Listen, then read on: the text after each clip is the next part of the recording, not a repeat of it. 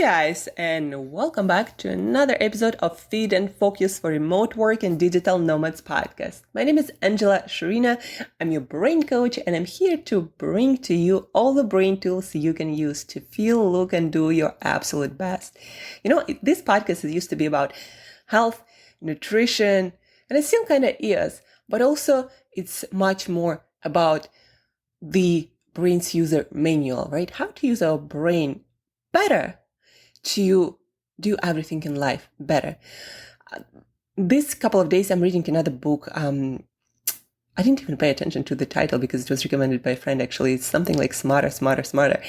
But the book is about another brain explorer enthusiast who dedicated like a decade of their life of exploring different methods of operating the brain in a more effective manner, right? Our brain is the most sophisticated machine in the universe.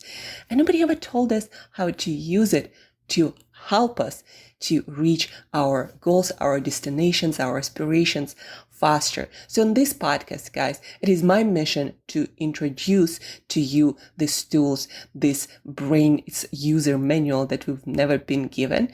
And I'm going to keep going for, I don't know, as long as the brain exists. So basically forever. You are stuck with me, guys. Today, you're going to be happy to learn quite a few tools that will help you to go after your long-term goals without having to stop necessarily or without having to take longer breaks.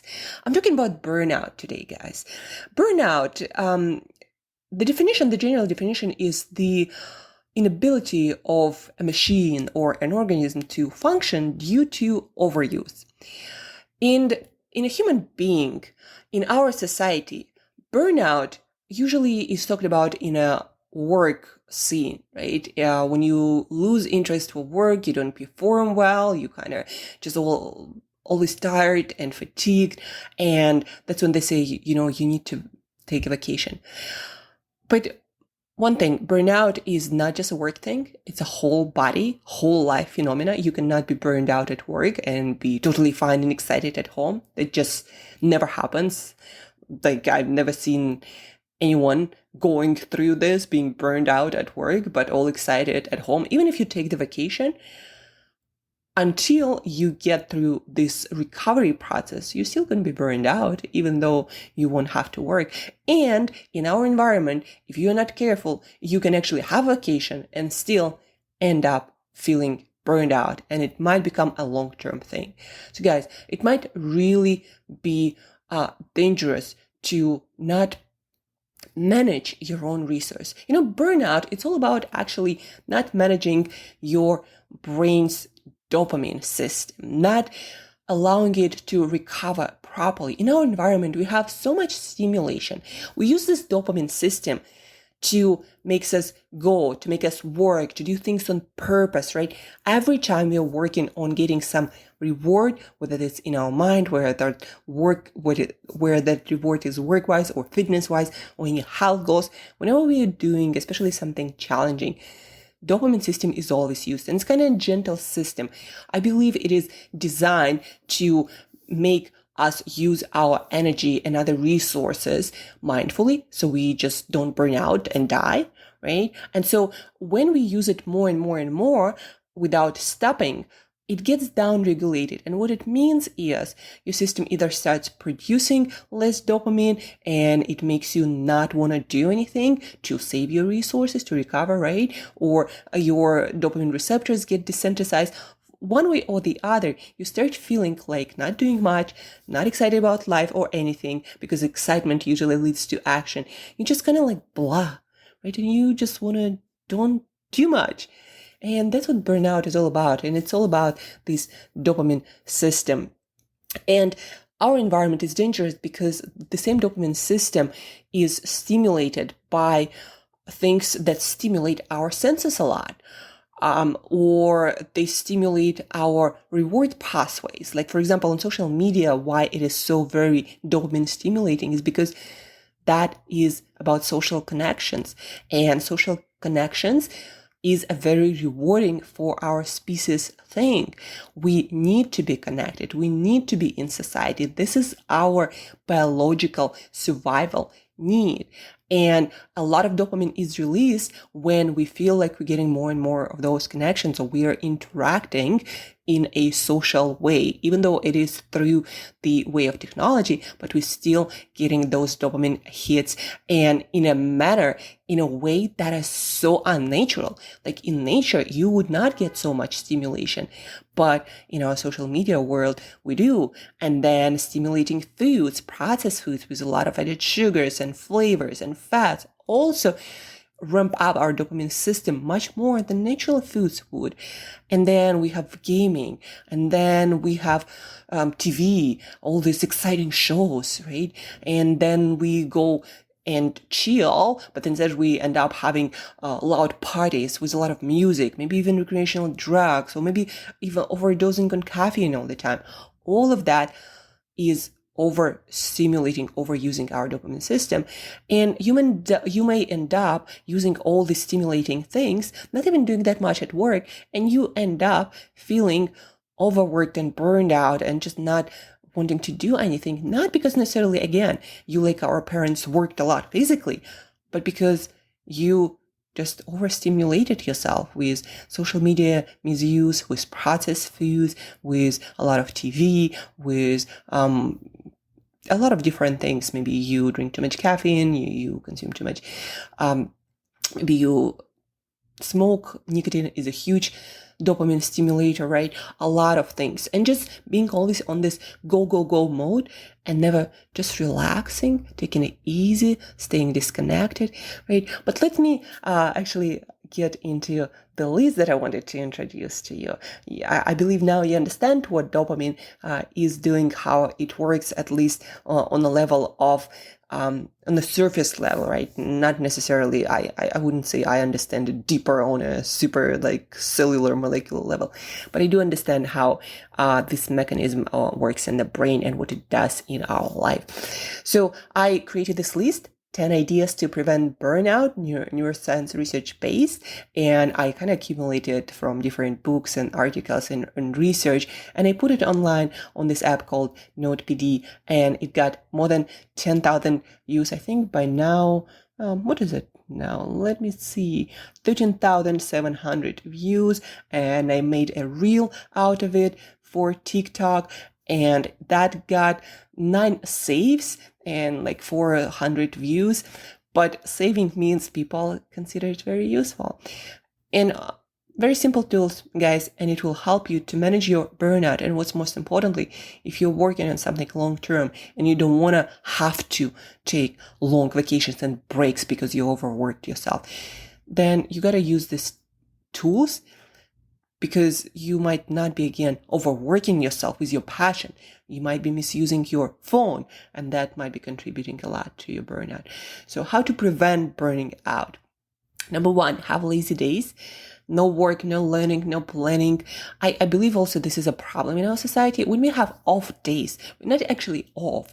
We feel like we're missing out on our not work life so much that we want to do so much and party and plan trips and do, I don't know, all kinds of stuff, right? Social engagement, sometimes just having to plan a party or a lot of dinners or going out. This is not off. This is actually a lot on, because you're still stimulating that system.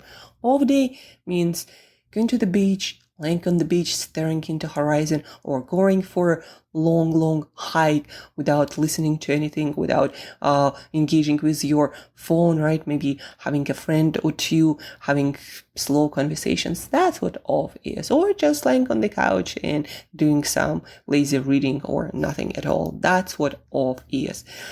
Maybe cooking some easy meals and enjoying really quiet time. The second one, take disconnected breaks. During the day, take breaks, not on your phone. That is not, again, a break for your dopamine system. Disconnected means unavailable for calls, for emails, for social media, nothing. Just eat your food without your phone or anything to do. Just eat. Number 3, schedule social media. Don't overuse it. And because it's such a stimulating thing, please do not think you're going to have enough willpower. Even if you will have enough willpower, you're actually going to be using the same dopamine for that willpower to happen, right? So schedule a social media, let's say every 3 hours, and put your phone away in between those hours.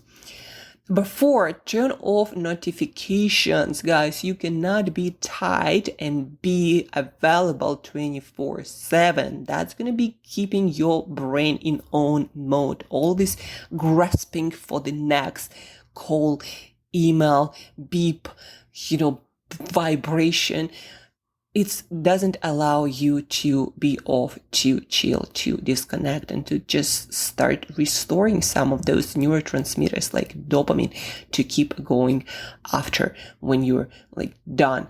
But in general, don't turn on notifications when you, for example, in your focused work, when you're doing some writing, because that will not allow you to do the writing effectively, and you will have to work longer. And also, at the same time, you're going to be using more resources to do the same amount of work, those dopamine resources. Number 5, know your caffeine threshold.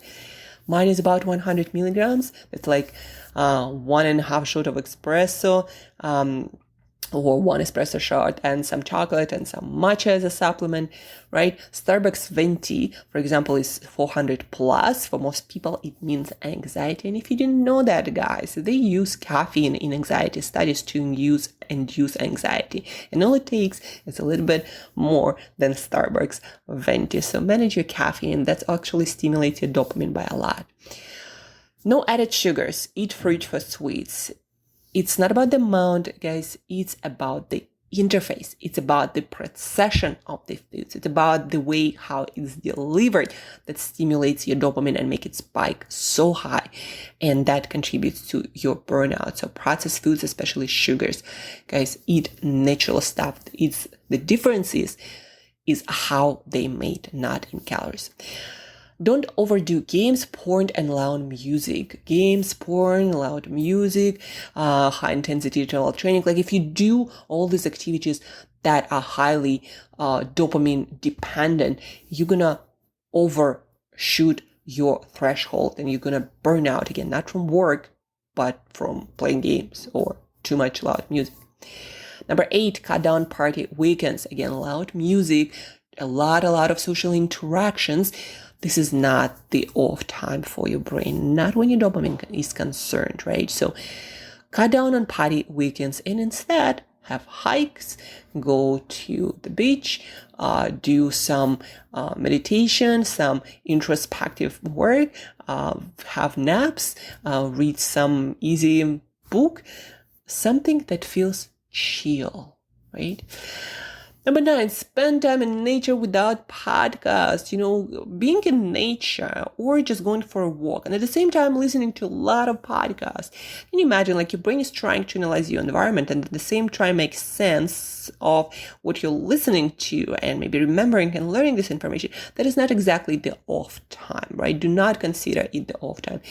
You can still listen to the podcast, but it is not the chill or break or off time. So make sure to introduce proper disconnected, no podcast breaks. And if you really want to get advantage of recovery in nature, just be quiet there and observe what's happening outside in the world, not in the world of podcast or social media. Number 10, meditate, fast, do yoga. Somebody made a joke. I thought you meant meditate fast, and I was figuring out how to do that. No, meditate, do fasting, meaning not eating certain foods, especially processed foods, or completely not eating. That is one of the best dopamine recovery practices. So meditation, things like yoga, breathing practices, fasting from food, or at least again from all of this processed stuff, it really helps you to restore your dopamine, recover faster, and get back to your goals, to your life, to the joy of living much, much faster. So listen to this podcast often, especially when you start feeling like you are burning out. Also, if you'd like a printout that you can put somewhere on the wall, I can create a PDF and send it to you in less than 5 minutes. This app, NotePD, allows me to do so. Just let me know, Angela at breakthroughcoach.com, and I'll send it right over. So let me know if you found this useful or have something to share about burnout. Maybe you have a challenge, a problem that you can't quite figure out what to do with. Let me know. Again, Angela at brainbreakthroughcoach.com. Share this episode. Rate us on iTunes. If you're the iTunes user, it really helps to spread the podcast. And guys, till next time, it's going to be either Friday or Monday. Do re-listen to this episode, take some notes on where you could do better. And till next time, you know what? Till next time, take a disconnected walk in nature. No podcast, not listening to something, just you and nature. And see what kind of wonders it's going to do for your mental state. And also, maybe let me know after. So enjoy, and I'll talk to you very soon.